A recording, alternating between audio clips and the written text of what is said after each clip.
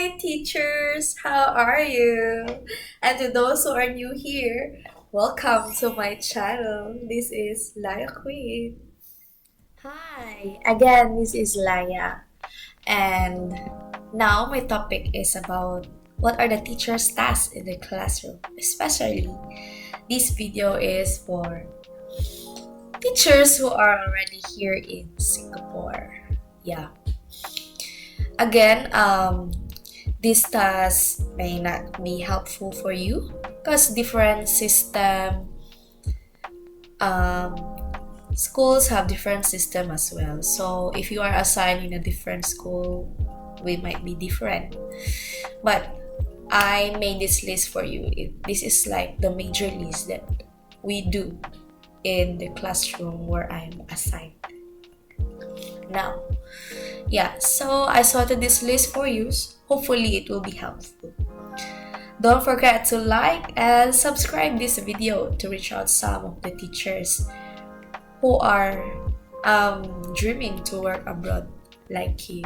Okay, so if your principal has assigned a classroom for you and you don't know where to start, you can proceed to prepare and get the list first of your children's name.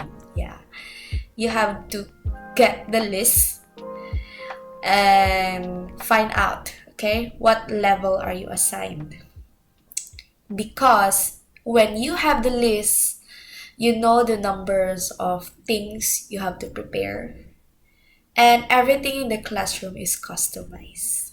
Yes, that is why we have to do that, because children needs to feel ownership.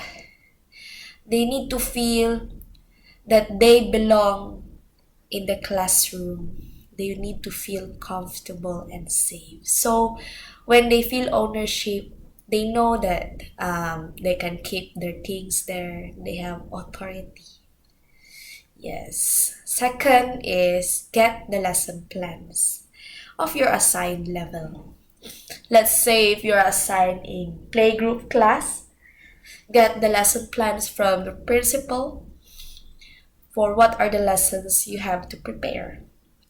Of course, if you already have the lesson plan, you can make the weekly activity plan. So when you have the weekly activity plan, you don't have to read and read and read every day, because you already have made a weekly plan which you can see before the day of the lesson or on the day of the lesson. So this weekly activity plan really helps. So you have to prepare that one. Of course, lesson plans are provided in our center. I'm not sure to other school, but I heard that yes, it's provided. Some schools also it's not provided, so they have to make on their own. So hopefully, the lesson plans you've got it. I mean, there is an available lesson plans for your center, so you don't have to take another time to plan what are the lessons you have to do with your children, because it's already given. And actually, you can make changes on the lesson plan. Yes, you can make changes on it. But you still need to have the same team. So once you have the lesson plan, you can prepare the materials. Yes. So once you have the lesson plan right, you can prepare the materials. You really have to prepare the materials ahead of time. That is what I realized from the years of my experience here, working here. So because if you haven't prepared the materials yet, let's say a week before or the day before, um, you will not be set for the rest of the week. It adds another time and pressure, another stress for the teacher in a daily life. So it helps a lot if you are prepared for the lesson. Yeah, another thing about let's go back to the children's name. Why you need to have the list of the children's name? Because you have to customize the classroom, right? So when you customize the classroom, you can paste the children's picture with name or just a picture only. Inside the classroom, you can paste the picture on their cubby holes, chair, or floor. Yeah. Um, Also for their attendance board. You cannot put the pictures of children outside. It's really not allowed because of their privacy. So you really have to know that as well. As for PDPA, which is we cannot expose children's picture. Yeah. And some parents are so sensitive for that. Third, set up your classroom. Yes. Sometimes what comes in our list first is to set up the classroom, but we forgot to prepare the lesson materials. That's why I suggest that you should get the list of your children first. Read their files, get to know them, and prepare the materials. So that setting up classroom will be the last, I think, because you will still have more time to set up your classroom while they are sleeping. You can take your time, slowly set up the furniture, pace. It's because setting up the classroom is more on where you want to arrange the furniture. You can plan well, okay? There's a lot of time for the planning of setting up classroom. And also, if sometimes our plan for setup doesn't work for every child, because you have to change it for some time as well if the setup in your classroom does not work for them. So setting up classroom have a lot of time for us, so it can be the last. Yeah, the third. Fourthly, I suggest that you should prepare the evaluations for you in our center. After a week of teaching the children, we gather our lesson plans and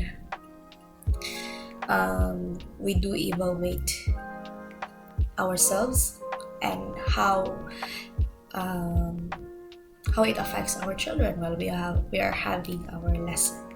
So you have to prepare your evaluation on the side. So after a week, then you can write your evaluation. Let's say on Friday, then you can submit it to the principal. Because some principals, they do remind their teachers when to submit, or there is a deadline. Okay, that's more pressure. So yeah, you have to prepare. You have to be prepared most of the time, and you have to be more flexible of your time as a teacher here. Yes. Another is observation checklist. So how do we observe the children? Mostly through photography. Yeah. And have this observation checklist on your side as well. So you have to make a plan when you want to observe every child in your classroom. So that is part of the task of the teacher in the classroom in Singapore. Lastly, you need to systematize plan, like how are you going to manage the classroom, uh, how are you going to what are the rules that you want to establish with your children. It should be child friendly, okay? We are not here to discipline children, but shape them in a good way where we can help them, okay? We can help them to grow and be nurtured well, like in a good way, okay? So, because children at this age are still in the process of growing, so it's more understandable, and we have to be more patient when handling them. So that is why you have to prepare as well, like how are you going to manage your children. And of course, another stress that teacher face is about the how to keep our classroom organized. Yes, because at the end of the day, especially when you're dealing with toddlers,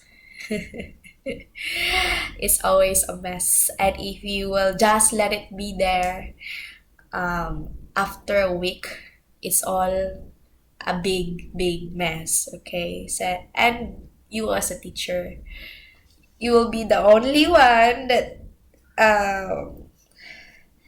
cares for your classroom more. So it's good if your colleagues will help you to keep it organized, but you have to plan how to stay organized and educate your children to be responsible on keeping their things. Like, for example, when they play toys, where can they keep after playing? Yes. For more tips for you teachers, hopefully it helps you. And yeah, for more tips, please do like and subscribe so we can reach more teachers out there who are struggling as well in their classroom, or who are culture shock in the way um, the school works in Singapore. Yeah. Another thing is there is a difference with childcare and kindergarten. And the one that I'm sharing with you is the task of either kindergarten or childcare. But for childcare, from the word itself, childcare, it's more than that, okay? You're not going to be the teacher only. You will like be the mother of the classroom. You take care of the children. You make sure that they have eaten, so they will eat breakfast. They have to eat lunch. Okay, you have to help them when they're eating and be watchful enough if they have swallowed the food well. Okay, and another is you are also the one who will plan, help with your colleagues. Okay, find help with your colleagues, like who will change the diapers and all, okay, per day. So you will be changing diapers, feeding children's milk, so you have to prepare their milk bottles. I know in Philippines we are not exposed to do that because there's no childcare for public. As what I've known, I think there is now for private only. But you have to know that being a childcare teacher, you have to do all of those things. And while they are sleeping, you have to watch them. So, yeah, I think that's all for this video. Hopefully, it helps you a lot again. And thank you so much for watching. This is Laya Queen, and see you on my next video. Bye!